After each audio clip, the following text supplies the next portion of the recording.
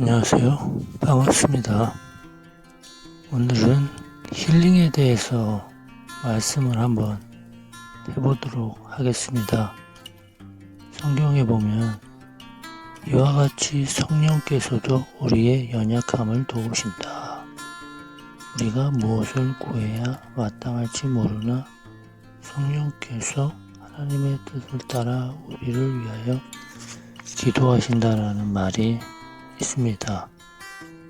그것처럼 하나님께서는 새로운 측면에서 우리 자신에게 깨닫게 해주시고자 하는 말씀이 계신데, 그것은 안 믿는 사람이나 그리스도인이나 모두에게 필요한 메시지가 있는 것입니다. 그래서 사람들에게는, 인간에게는 심리적인 부분과 영적인 부분이 있는데, 그것을 통합시켜서 문제의 근원과 그에 대한 해답을 성경적인 말씀의 토대 위에서 깊은 통찰력으로 제시해주고자 하는 그런 것이 힐링의 한 부분입니다. 그래서 우리에게는 보이지 않는 내적 갈등이 있습니다. 이런 것을 경험하지만 문제의 해답이 무엇인지가 정확하게 파악하지를 못한 채 고민하는 우리의 주위에 이웃들이 있습니다. 특히나 성장 과정에 있는 자녀가 있는 부모들이나, 또 부모는 자녀를 하나의 성숙한 인격자로 성장케 하는데 지대한 막대한 영향을 줄 수 있는 반면 나쁜 악영향도 줄 수 있다는 것을 꼭 생각해야 하는 것이죠. 그래서 부모님한테 그분들이 무엇을 어떻게 나한테 해 주었나를 우리는 다시 한번 생각해 볼 수도 있는 것입니다. 부모로부터 악영향을 받았다면 정서적 절름발이의 상태로, 그런 약간 나쁜 상태로부터 온전한 심령을 소유한 상태로 변화되는 경험을 할 수 있게 되기를 누구나 바라겠죠. 그리고 또 자녀들에게 다 좋은 것만 주고 싶지 누가 정서적인 상처를 주고 싶겠습니까? 또 자녀들을 건전하고 창조적인 인격자로 키우기 위해서 부모들이 어떠한 힐링의 내용을 가져야만 부모들에게 도전이 되고, 또 이것을 통해 도움을 받을 수 있을까를 늘 생각하게 되는 것입니다. 그래서 과거에 받은 상처들을 치료해주는 것, 이것이 예전에도 인기 있지만 인기 있는 제목으로 요즘에도 다시 한번 떠올라야 된다고 생각합니다. 코로나도 치료했지만 마음의 상처들도 치료를 받아야 되겠죠. 그래서 우리 마음속에는 분노와 죄의식과 우울감, 열등감, 그리고 언제나 부족함을 느끼는 감정에 억눌려서 지내는 완벽주의, 이런 것이 있습니다.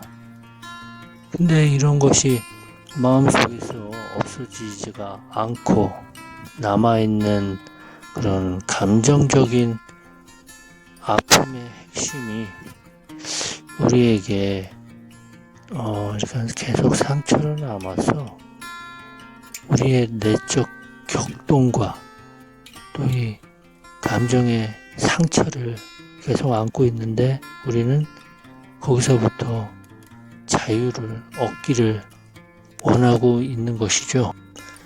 그래서 우리는 그 자유를 얻기 위해 교회를 나가서 종교 생활을 합니다. 교회뿐만 아니라 절에도 가기도 하고 타 종교에 가기도 하고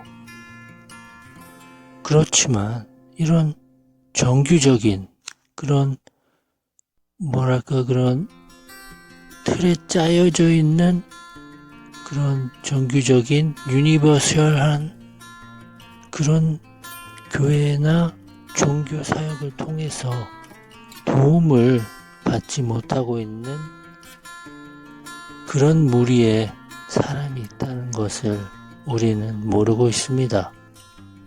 왜냐하면 설교를 통해서 해결되지 않는 문제들이 있다는 것입니다. 그리고 설교뿐만 아니라 교회에 헌신하는 것이나 또 기도만 하고 주구장창 기도만 한다는 것이나 아니면 천주교에서 하는 성례식이라고 그러죠. 그거를 만찬 성례 만찬식을 통해서 또 그것으로만으로 해결되지가 않는 것이죠. 그래서 이러한 무리의 사람들은 하나님의 능력에 대한 확신을 갖지를 못합니다. 왜냐하면 열심히 기도하지만 그런 나의 개인적인 문제에 대한 기도의 응답을 받지 못하고 그리고 또 그리스도인이라고 해서 또 할 수 있는 영적인 훈련을 시도하지만 결실을 얻을까요? 못 얻을까요? 못 얻는 것입니다. 그래서 그 사람들이 또 결과가 나쁘다고 해서 또 손가락질 당하고 마치 썩은 물이 고여서 한자리에 있는 것처럼 그들의 감정이 계속적인 패배의식에 젖어 있게 되는데요. 그렇지만 이 사람들이 계속 믿음을 표현하고 헌금을 내고 죄를 자복하는 일을 계속하는데 그 기도를 함에도 불구하고 그럼에도 그 사람들은 더욱 또 깊은 회의와 절망 가운데 빠져들어 갑니다. 그래서 이러한 사람들이 있는 반면에 또 다른 문제가 되는 사람들은 위선적인 삶을 살고 있는 사람들이라고 할 수 있는데 근데 그들 속의 위선자에게는 감정을 억누르거나 자신들이 심각한 문제가 있다는 것을 위선자들은 인정하지 않습니다. 왜냐하면 그 이유는 그리스도인들에게 크리스찬에게 그런 문제가 있을 수가 없다고 단정하기 때문입니다. 부인하는 것이죠. 그래서 그들은 문제를 받아들이는 대신에 성경 말씀이나 어떤 신학적인 용어나 혹은 비현실적인 전문 용어로 그것을 덮어버리려고 하는 것입니다. 하지만 그것이 손바닥으로 하늘을 가린다고 그게 가려질까요? 썩어진 것을 덮어놓는다고 해서 그것이 없어지지 않고 계속 냄새가 나는 것처럼 이렇게 해결되지 않은 문제들이 그 사람들의 생활 및 바닥에 깔리게 되어서 후에는 여러 가지 형태로 그 증세가 나타나게 되는데, 그래서 어떤 그 병적인 이런 정신병적인 이상한 행동, 조현병이라고 그러죠. 그런 약간 이상한 행동으로 나타나기도 하고, 혹은 매우 불행한 결혼 생활을 경험해서 그 결혼 생활의 결과로 인해 어떻게 되겠습니까? 그 자녀들까지도 악영향을 받아서 감정적인 상처가 남게 되는 것입니다. 그래서 이런 것들을 경험을 하면서 하나님께서 우리에게 보여주는 것이 무엇이겠습니까? 그것은 어떤 문제, 어떠한 그런 심각한 것들은 일반적인 그 교회의 프로그램이나 사역으로는 결코 도울 수가 없다는 것이라는 사실을 알게 됩니다. 그래서 우리는 이것을 어떻게 해결해야 될까?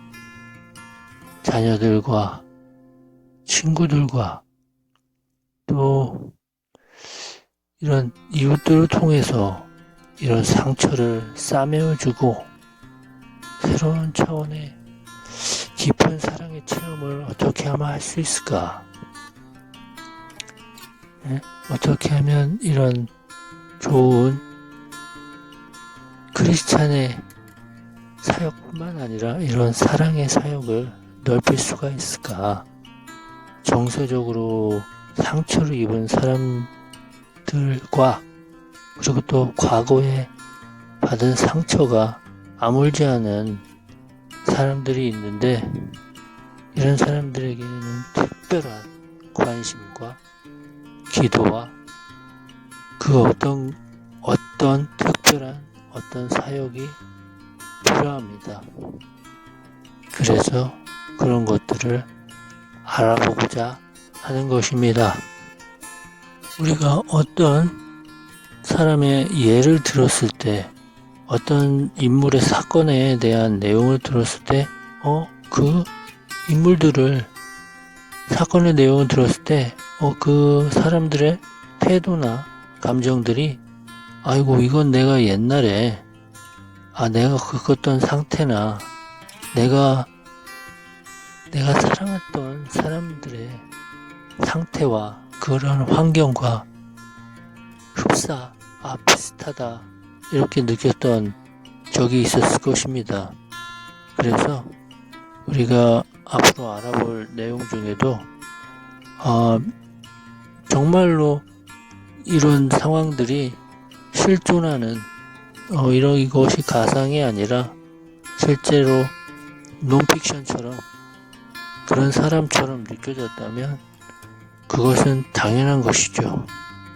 왜냐하면 앞으로 알아볼 내용들은 그것이 다 실제로 살아있는 사람들이고, 그리고 또 그 사람들이 허락한 내용들이고, 그리고 또 비밀도 보장해 주면서 나타난 실제적인 예들을 알아보려고 하기 때문입니다.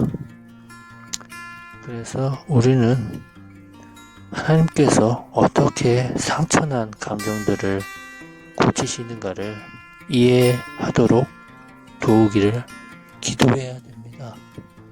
그래서 문제가 있는 사람들을 온전하게 재생시키며, 특히 장애인처럼 쩔뚝거리는 절름발이가 된, 아니면 불구처럼 된 기독교인들이 상처가 났게 돼서 다른 사람들을, 타인들을 도와주는 사람들로 변화되기를 바랍니다.